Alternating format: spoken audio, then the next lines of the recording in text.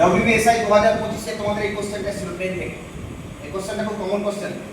তোমরা যদি প্রিভিয়াস ইয়ারের কোশ্চেন দেখো তাহলে দেখবে কোশ্চেনটা অনেকবার রিপিট হয়েছে। তো কোশ্চেনটা পড়ে নিয়ে বলছে একটা ট্রেন 36 কিলোমিটার পার ঘন্টা বেগে দাঁড়িয়ে থাকা একজন ব্যক্তিকে 10 সেকেন্ডে অতিক্রম করে। ট্রেনটি 55 মিটার দীর্ঘ একটি প্ল্যাটফর্মকে অতিক্রম করতে কত সময় নেবে? তাহলে কিছু টাইম এন্ড ডিসটেন্স এবং ট্রেনের প্রচুর অনেক রুলস আছে, সেই রুলসগুলোকে আমাদের অ্যাপ্লাই করতে হয়, কেমন? তো এটা ভেরি ইন্টারেস্টিং প্রবলেম। আমরা জানি যে কিলোমিটার পার আওয়ার থেকে মিটার পার সেকেন্ড করতে গেলে 5/8 দিয়ে গুণ করতে হয়। তো দেখো এখানে বলেছে 36 কিলোমিটার পার ঘন্টা, ওই কারণে আমরা প্রথম কাজ হচ্ছে 36 × 5/8 করলাম, কেমন? এবার বলেছে 10 সেকেন্ডে, এই ব্যক্তিকে 10 সেকেন্ডে অতিক্রম করছে।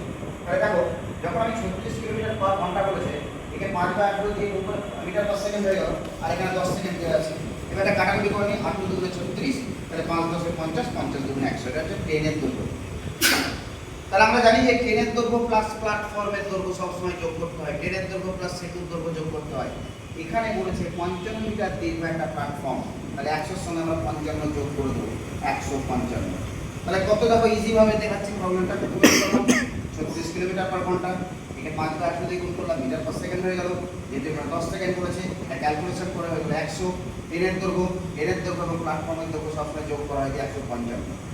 এখন তারপরে বলেছে যে অতিক্রম করতে কত সময় নেয়। আমরা জানি একটা ল্যাম্পপোস্ট অতিক্রম করা, একটা লোককে অতিক্রম করা মানে ট্রেনের নিজের দৈর্ঘ্য অতিক্রম করা, তার মানে 155/10 মানে হচ্ছে 15.5। এই যদি আমরা 10টাকে তুলে দিই তাহলে হয়ে যাবে 15.5। আর আমরা জানি যে 0.5 মানে কত, হাফ, তাহলে আনসার হয়ে গেল 15/1।